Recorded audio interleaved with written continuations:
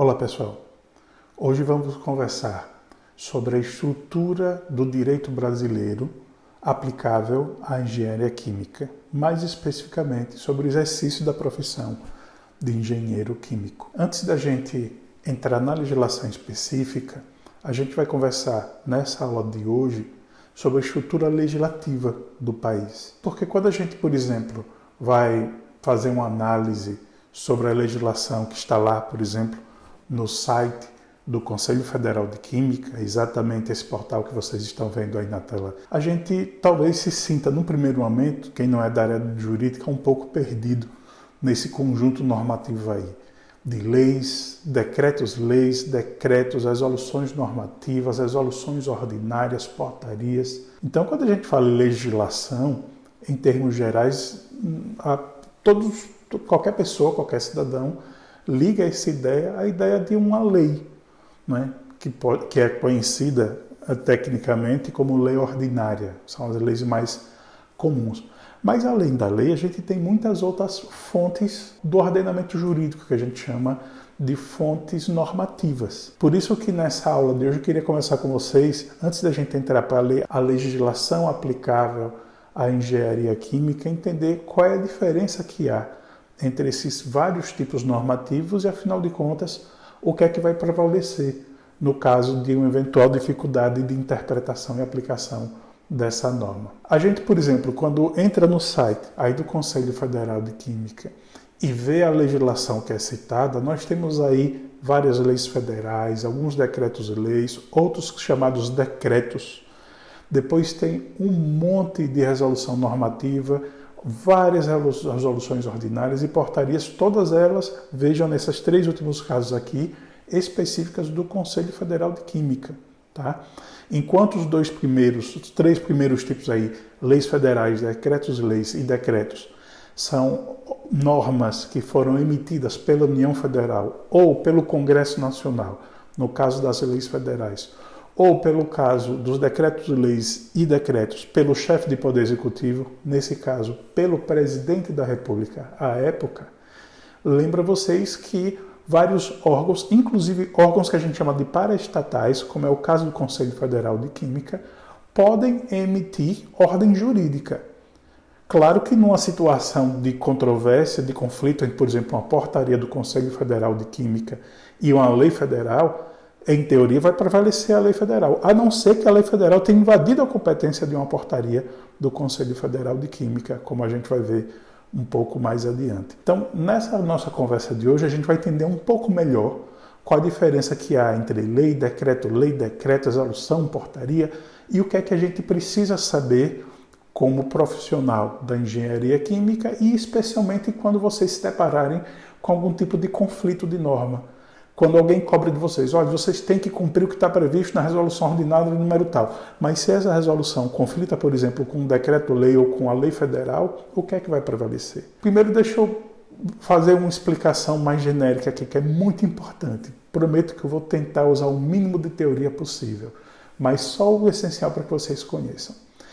Direito é diferente de norma e é diferente de lei, ok? O que a gente estuda no curso de Direito não é a lei. O que a gente estuda no curso de Direito não é só a norma, a gente estuda Direito, que a gente chama de ciência jurídica. Mas desde o começo. Tanto que as primeiras disciplinas que nós temos no curso de Direito são Sociologia Jurídica, Antropologia Jurídica, para a gente entender como é que funciona a estrutura de relacionamento humano dentro da sociedade, para que a gente chegue no outro extremo, na lei. Tá?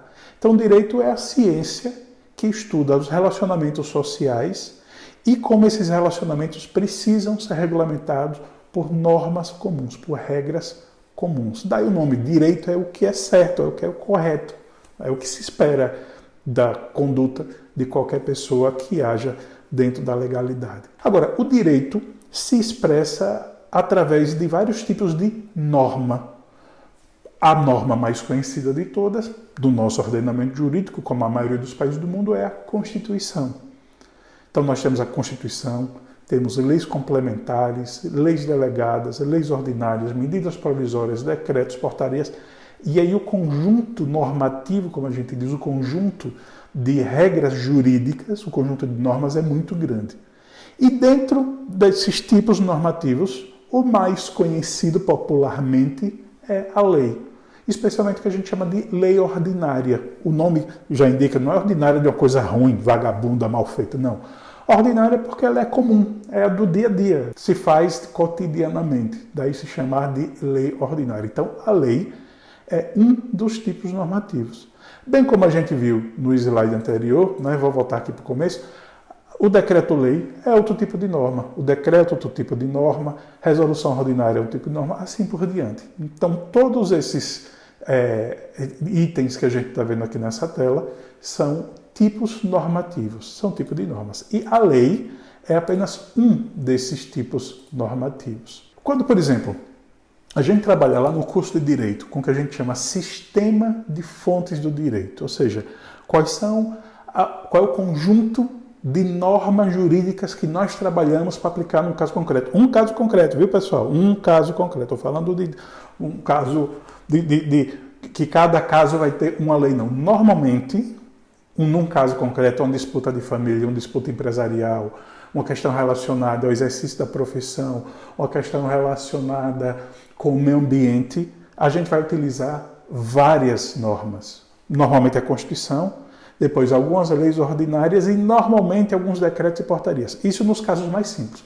Nos casos mais complexos vai ter contrato no meio, vai ter jurisprudência constitucional, vai ter medida provisória, vai ter decreto, resolução. Então, quanto mais complexo o caso, normalmente tem mais regras jurídicas envolvidas. Portanto, há mais normas que devem ser analisadas. Vocês podem imaginar o quão complexo é, por exemplo, alguém tratar de uma regra que se trate de contrato internacional, mas que tem impacto sobre o meio ambiente numa perspectiva regional e nacional. É complicadíssimo um caso desse. Por isso que às vezes demora anos para ser julgado. Não é só isso, mas é isso também, um nível de complexidade. Portanto, amigos e amigas, aqui está esse conjunto normativo que, por incrível que pareça, é o esquema didático simplificado, tá? O real é bem mais complexo que isso. Dividi esse slide aqui em 4 grandes áreas. Veja que nós temos uma área que está marcada em verde, que corresponde à ação do Poder Legislativo, uma área com fundo azul claro, que corresponde à ação do Poder Executivo, uma área com fundo amarelo, que corresponde à ação do Poder Judiciário, e uma outra que é geral de todo o slide, que é branca, que inclusive tem aqui a parte de direito internacional e da própria sociedade. Mas percebam que há também, entre o Poder Legislativo e o Executivo, uma área de interseção, né?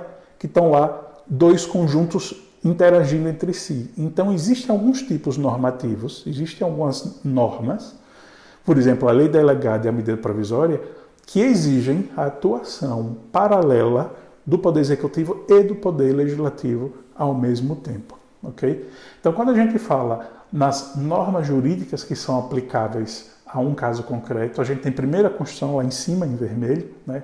Depois a gente tem, dentro do Poder Legislativo, lei complementar, lei ordinária, decreto legislativo, resoluções. Do Poder Executivo tem medida provisória e lei delegada, mas são funções que são compartilhadas com o Poder Legislativo. Mas vejam que tem aquela partezinha lá de baixo da área azul de resoluções, decretos e portarias, que é exclusiva do Poder Executivo. Então, o presidente da República ou o governador do Estado, no caso dos decretos estaduais, ou o prefeito no município, no caso dos decretos municipais, eles podem emitir essa norma, desde que esteja, obviamente, dentro dos limites estabelecidos na Constituição Federal, na Constituição Estadual, no caso dos governadores, e na lei orgânica do município, no caso dos prefeitos, tá? Só fazendo esse parênteses, município não tem Constituição, aqui no Brasil não existe Constituição Municipal. Nós temos uma norma chamada Lei Orgânica Municipal. Ela é equivalente à Constituição, mas não é a mesma coisa, porque na Constituição estão previstos direitos e deveres dos cidadãos. Já na lei orgânica, trata-se do estabelecimento das competências e da relação de poderes entre os órgãos daqueles municípios. No caso, o Poder Legislativo e Executivo, lembrando a vocês que não existe Poder Judiciário no nível municipal, tá? Nós temos o Poder Judiciário Federal, Poder Judiciário dos Estados e não existe Poder Judiciário dos municípios, diferentemente do Poder Legislativo e do Poder Executivo. Lembro a vocês que no Poder Legislativo nós temos a União Federal, o Congresso Nacional, que é a soma do Senado Federal mais a Câmara dos Deputados. Nós temos nos estados as assembleias legislativas e nós temos nos municípios as câmaras de vereadores. Da mesma forma com seus respectivos chefes do executivo. O presidente da República na União Federal, os governadores nos estados e os prefeitos nos municípios. No Poder Judiciário, nós só temos no nível federal e estadual, não temos Poder Judiciário municipal. A sociedade pode emitir uma série de regras jurídicas através de documentos que ela própria produza, por exemplo, através de contratos. Né? O contrato que eu, Ademário, tenho com a ACES é um contrato de trabalho cujos princípios básicos estão previstos numa lei, na CLT, na consolidação da legislação trabalhista e outras normas que atualizam essa regra também. A ACES tem uma série de direitos e deveres perante a mim e eu também tenho uma série de direitos e deveres perante a instituição. Vocês, como estudantes, têm um contrato de prestação de serviço educacional. Portanto, tem regras muito mais limitadas, muito mais estreitas do que vários outros serviços. Muitas dessas normas, inclusive, do contrato que existe entre vocês e a SES, são previstas por portarias do Ministério da Educação. Além da legislação geral que nós temos sobre a educação superior, além da legislação sobre o exercício da profissão de engenheiro químico, dizendo como se devem formar os engenheiros químicos, há também uma série de portarias que são estabelecidas pelo Ministério da Educação que nós, enquanto instituição, a SES é obrigada a respeitar quando se estabelece o contrato entre vocês e a SES. Ou seja, regras jurídicas que geram direitos e deveres para ambas partes e vejam que não são produzidas diretamente nem pelo Legislativo, nem pelo Executivo, nem pelo Poder Judiciário. O Legislativo, no caso da legislação geral sobre a educação superior e o Executivo sobre as portarias específicas do Ministério da Educação, vão estabelecer alguns limites, mas ele não vai estabelecer a regra direta que existe entre cada um de vocês e a SES e entre eu, Ademário, e a SES no meu contrato de trabalho. Não, são coisas diferentes, são coisas separadas. Nós temos um sistema muito amplo de fontes de direito e que, claro, isso gera uma série de dificuldades, sim. Por exemplo, imagine que o Conselho Federal de Química emita uma portaria normativa que vai estabelecer uma limitação em que pouquíssimas pessoas no país poderão exercer uma determinada atividade na área de engenharia química. Alguém pode dizer, opa, isso aí está violando o meu direito constitucional da liberdade de iniciativa econômica. Eu tenho o direito de exercer essa atividade também, até porque tenho uma formação correspondente, por que eu não posso fazê-lo? Não é? E vai haver muitas vezes a situação de conflito entre as normas que são criadas não só pelo próprio Estado, mas por outros órgãos que acabam impactando nos direitos das pessoas, como é o caso do Conselho Federal de Química, da Ordem de Advogados do Brasil em relação aos seus advogados, Conselho Federal de Medicina, Conselho Federal de Enfermagem e assim por diante. O próprio MEC em relação às universidades, é muito comum que haja em alguns momentos esse tipo de embate entre o MEC e as universidades também. Né? Então é só para a gente ter essa ideia de que quando a gente fala em um sistema de fontes do direito, a gente está falando de um conjunto normativo amplo e que tem que ser interpretado de forma sistemática. Ou seja, eu não posso só pegar um artigozinho de uma resolução e vou dizer que esse é o aplicável. Ok, isso aqui está dentro de que contexto? Há outra norma que entra em colisão com essa? No caso de colisão, que norma deve prevalecer? Né? E aí a gente vai utilizar, por exemplo, o critério que a gente chama de interpretação legal, que em direito a gente chama de hermenêutica jurídica, é uma das disciplinas mais importantes de todo o curso, sobre como é que eu vou interpretar e aplicar de forma correta um dispositivo normativo. O que é que vai valer para aquela situação específica. E aí normalmente tem dois critérios que são fundamentais. Primeiro critério, o critério da especialidade. Quanto mais específica aquela norma trata daquela situação, é a norma que deve ser aplicada. A norma genérica só pode ser aplicada, como a gente diz, de forma subsidiária. Ou seja, se existe uma lei específica que fale sobre procedimento de compra e uso de materiais para explosivos, eu não posso usar a Lei Geral do Consumidor para aplicar a compra desse material. Não. Se existe uma norma específica para compra de materiais que podem ser utilizados para o desenvolvimento de explosivos, é essa a norma que eu tenho que aplicar. Não vou usar o Código de Defesa do Consumidor de forma geral. A não ser que, Numa relação contratual que vocês tenham com o fornecedor de vocês e vocês tenham dificuldade que não está prevista nessa lei específica, aí de forma complementar, daí que a gente chama tecnicamente de subsidiária, é que se aplica a legislação do consumidor. Mas, via de regra, não é assim que se aplica, tá bom? Esse é o primeiro critério, critério da especialidade. Segundo critério, é o critério cronológico. A norma mais nova modifica a regra antiga, derroga ou revoga a regra antiga. Nessa outra imagem aqui, eu queria deixar bem claro uma nova forma de se entender o direito. Antigamente se percebia, se achava, né, que havia uma hierarquia vertical entre as normas jurídicas. A Constituição está acima da lei ordinária, que está acima do decreto, que está acima da portaria, assim por diante. Portanto, o que a Constituição estabelecia valia sobre tudo. Era assim que se interpretava. Mas, de fato, se percebe que não é assim hoje a forma correta de interpretar o ordenamento jurídico. Na verdade, a gente tem essa chamada teoria dos espaços normativos das fontes de direito. Por exemplo, eu coloquei aqui representando em vermelho, essa cor mais forte, a Constituição. Tá? A Constituição tem um espaço normativo que é dela, que está lá naquele canto, que nenhuma outra norma pode invadir. Por exemplo, quais são os direitos e deveres fundamentais de qualquer pessoa? Como é que alguém adquire, por exemplo, a nacionalidade brasileira ou deixa de ser brasileiro? É um direito tão essencial, o direito à nacionalidade, que não pode ser tratado numa portaria nem numa resolução. Tem que estar lá no texto da Constituição. Não é?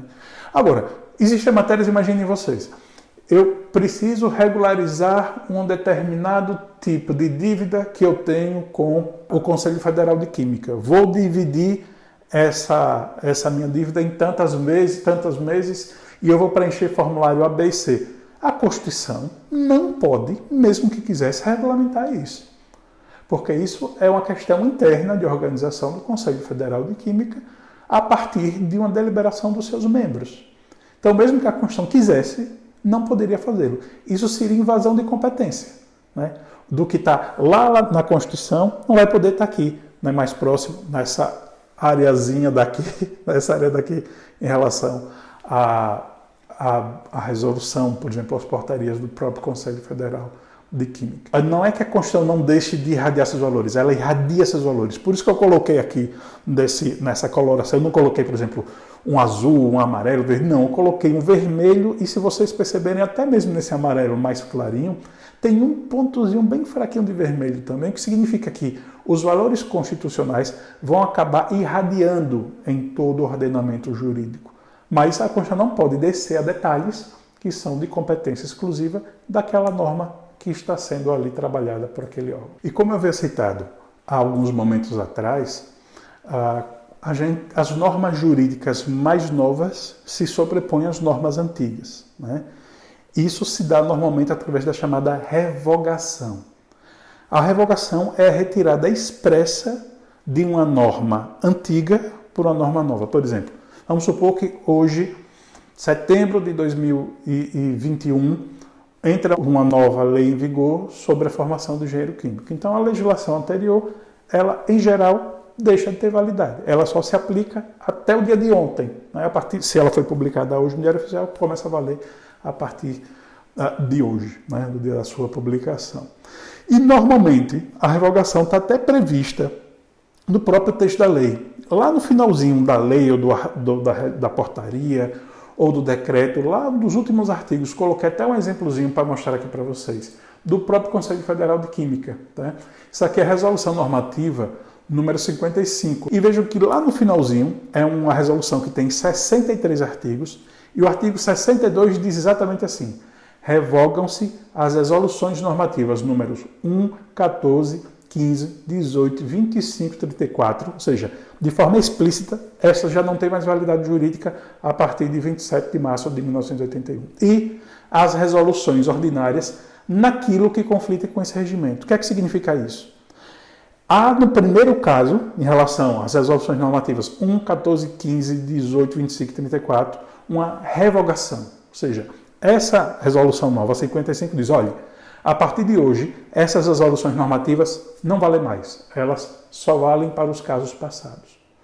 Agora, vejo que o artigo 62 não diz especificamente quais resoluções ordinárias, percebam que é diferente a resolução ordinária da resolução normativa, quais das resoluções ordinárias são a partir desse momento revogadas. Então, qualquer artigo que hajam em resoluções ordinárias a partir dessa data, 27 de março de 1981, que entre em conflito com essa resolução 55, esses artigos são considerados inválidos.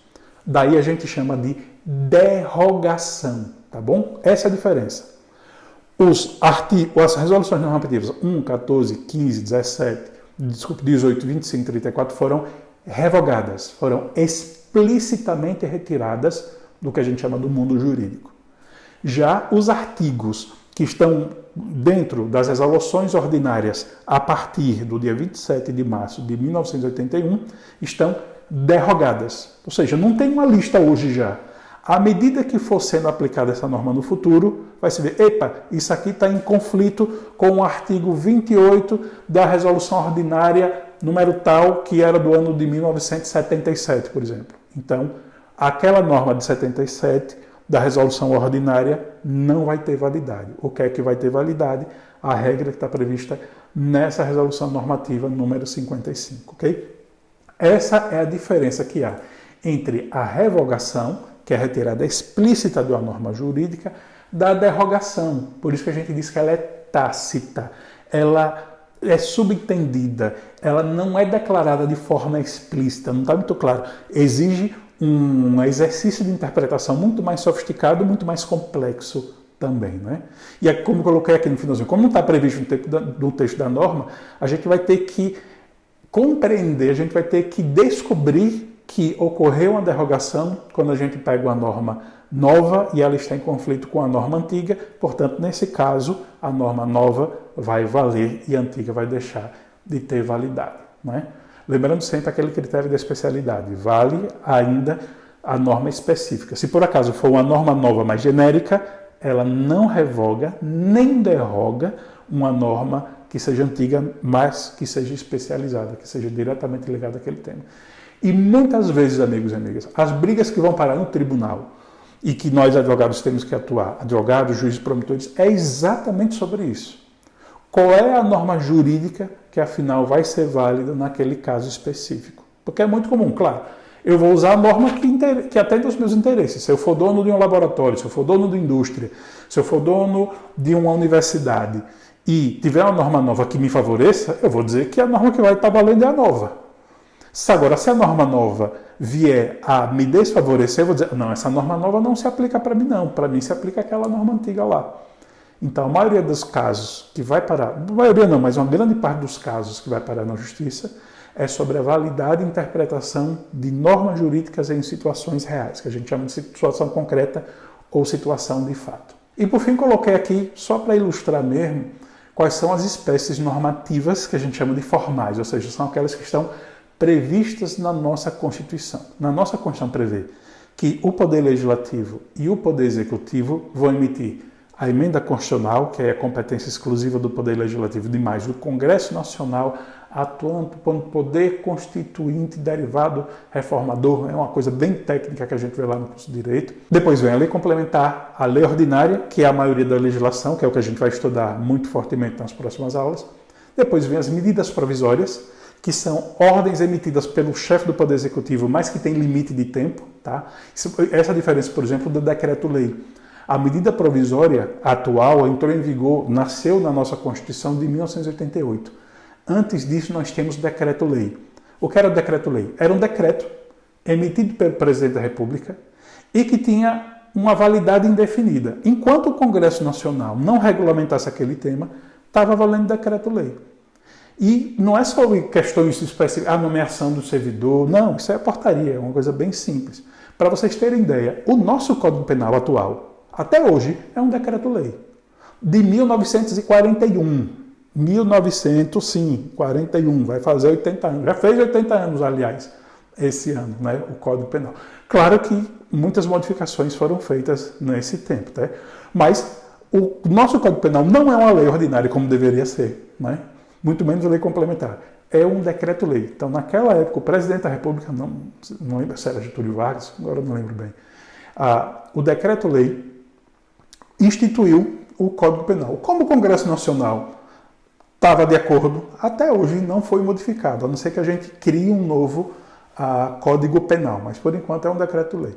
Agora, a partir de 88 acabou o decreto-lei, entrou em vigor a chamada medida provisória. Então, é um decreto, é uma medida, né, melhor dito, é uma norma emitida pelo chefe do Poder Executivo, nesse caso pelo presidente da República, que tem validade, só que aqui tem período de tempo. Tá? Antes era o período de 30 dias, mas não tinha limite de renovação. Agora não.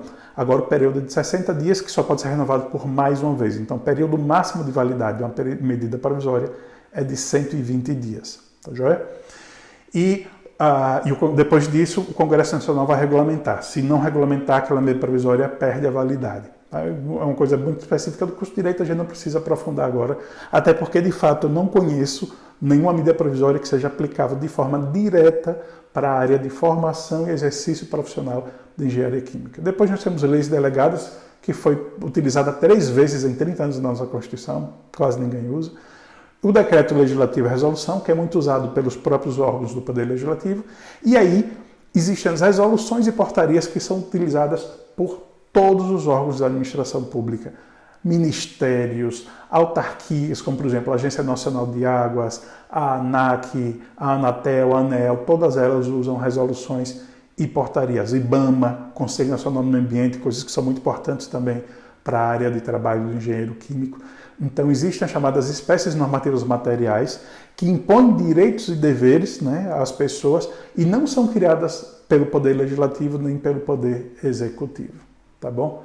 Então, meus caros, hoje era isso que eu tinha para conversar com vocês. Esse vídeo já se alongou um pouquinho, mas era importante para mostrar a vocês o contexto de normas que nós temos no país e de sua aplicação no dia a dia do direito e especificamente para o exercício da função do engenheiro químico. A partir da próxima aula, a partir da próxima atividade, a gente vai analisar a legislação específica para engenheiro químico.